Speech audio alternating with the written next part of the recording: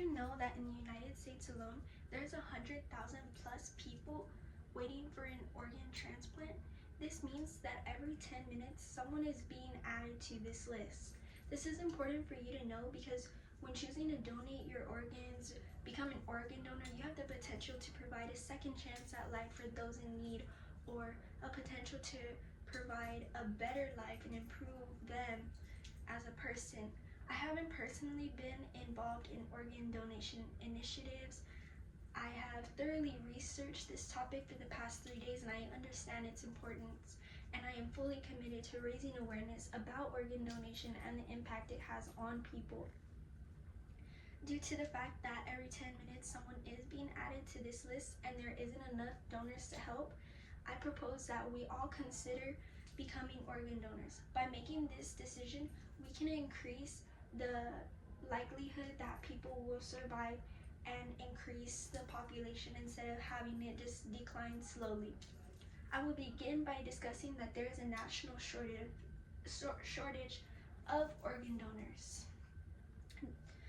Despite all the advancements that technology has come up with, despite all the new iPhones that have been coming out, there is still a significant shortage of available organs. According to organdonor.gov, there is 103,223 people on the national list today, and as this number continues to increase, we're losing people day by day because 17 people die each day just waiting for their organ. On the website, it mentions that they interviewed a lady from Texas named AJ. She was in need of a kidney transplant and had to wait 10 years because of how long the list was. She was fortunately able to get her kidney, but they also interviewed a mom of a child named BJ. BJ unfortunately passed, and because he was a donor, he was able to donate his heart, his liver, his kidneys, and his pancreas. And you may be thinking, what does this have to do with me? I'm not the one going through this, or this doesn't apply to me. But what you don't realize is this can affect the people that you love, this can affect you, this can affect people just that you know. And this really needs some attention brought to it because there is people's life at stake, and if you're able to have a second chance at life, I'm sure that you would want it. And I just don't think that it's fair that we have this chance to give people an improvement in their life or a second chance at life, and we don't.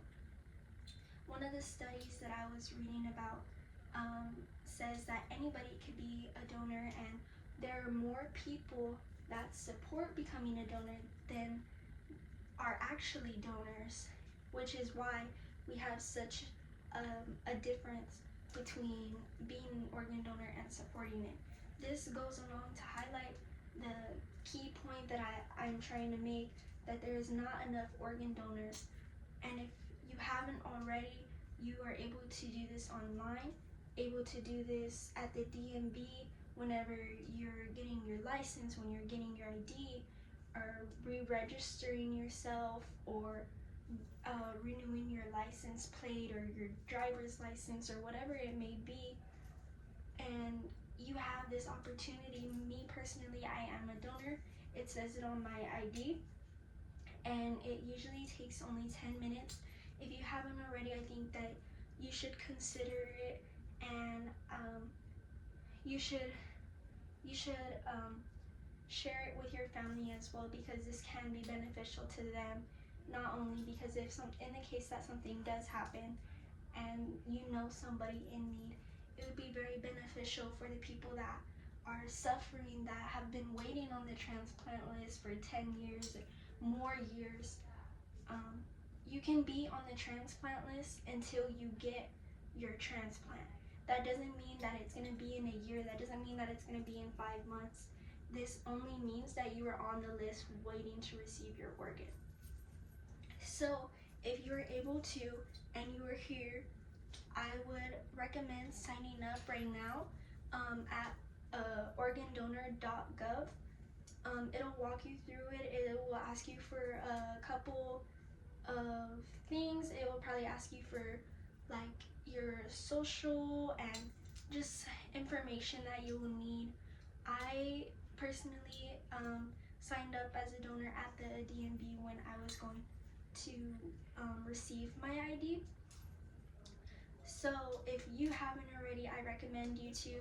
And if you know somebody that hasn't, I would have you recommend them to do it as well.